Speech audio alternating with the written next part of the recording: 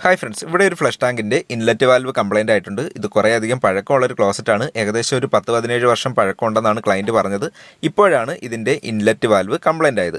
അപ്പോൾ നമുക്കത് മെയിൻ്റെനൻസ് ചെയ്യാനായിട്ട് സാധിക്കത്തില്ല. നമുക്കത് ചേഞ്ച് ചെയ്യുക മാത്രമേ മാർഗ്ഗമുള്ളൂ. അപ്പോൾ നമ്മളത് ആ ഒരു ഫ്ലഷ് ടാങ്കിൽ നിന്നും ഇളക്കിയെടുക്കുന്നുണ്ട്. ഞാൻ ഈ ഒരു ഇലക്ട്രിക്കൽ പ്ലംബിംഗ് ഫീൽഡിലേക്ക് വരുന്നതിന് ഒരുപാട് വർഷം മുന്നേ ഇറങ്ങിയ ഒരു ഐറ്റമാണിത്. ഇത്രയും പഴക്കമുള്ള ഒരു ഐറ്റം നമുക്ക് മെയിൻ്റെനൻസ് ചെയ്യാനൊരു അവസരം കിട്ടി. അതിൻ്റെ ആ ഒരു ബിൽഡ് ക്വാളിറ്റിയും കാര്യങ്ങളൊക്കെ ഒരു രക്ഷയില്ലാത്ത രീതിയിലാണ് ചെയ്തേക്കുന്നത്.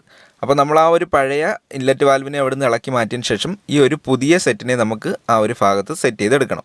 അപ്പോൾ ആ ഒരു പുതിയ ഇൻലെറ്റ് വാൽവിൻ്റെ ആ ഒരു പ്ലാസ്റ്റിക് നട്ട് അഴിച്ചെടുത്തതിന് ശേഷം റബ്ബർ വാഷർ ഫ്ലഷ് ടാങ്കിൻ്റെ അകത്ത് വരുന്ന രീതിയിൽ ഇട്ട് കൊടുത്തതിന് ശേഷം ആ ഒരു പ്ലാസ്റ്റിക് നട്ട് അടിയിലൂടെ ഇട്ട് ടൈറ്റ് ചെയ്തെടുക്കുകയാണ് ചെയ്യുന്നത്.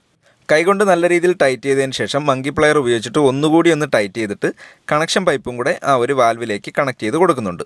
അതിനുശേഷം വെള്ളം ഓണാക്കിയിട്ടൊന്ന് ചെക്ക് ചെയ്ത് നോക്കണം. ആംഗിൾ വാൽവ് ഓപ്പൺ ചെയ്ത് ഫ്ലഷ് ടാങ്കിലേക്ക് വെള്ളം ചാല് ചെയ്ത് കൊടുത്തിട്ടുണ്ട്. അതിനുശേഷം നമ്മൾ ആ ഒരു മുറിക്കിയ ഭാഗത്തും അതുപോലെ കണക്ഷൻ ട്യൂബിലും ലീക്കോ കാര്യങ്ങളോ ഉണ്ടോ എന്നുള്ളത് ചെക്ക് ചെയ്ത് നോക്കുന്നുണ്ട്. അതിനുശേഷം അതിൻ്റെ ആ ഒരു ഫ്ലോട്ട് ഉയർത്തി നോക്കി വെള്ളമൊക്കെ കറക്റ്റായിട്ട് സ്റ്റോപ്പ് ആവുന്നുണ്ടോ എന്നുള്ളതെല്ലാം ചെക്ക് ചെയ്തതിന് ശേഷം അതിൻ്റെ ആ ഒരു ഫ്ലഷ് ടാങ്കിൻ്റെ അടപ്പ് കൂടി നമ്മൾ ഇട്ട് കൊടുക്കുന്നുണ്ട്. അതിനുശേഷം ആ ഒരു പുഷ് ബട്ടൺ കൂടി കണക്ട് ചെയ്തതിന് ശേഷം നമുക്കൊന്ന് ചെക്ക് ചെയ്ത് നോക്കാം. നേരത്തെ ഇൻലെറ്റ് വാൽവ് കറക്റ്റായിട്ട് ക്ലോസ് ആവാതെയുള്ള ലീക്കും കാര്യങ്ങളും എല്ലാം മാറിയിട്ട് ഇപ്പോൾ ഫ്ലഷ് ടാങ്ക് കറക്റ്റായിട്ട് വർക്ക് ആവുന്നുണ്ട്.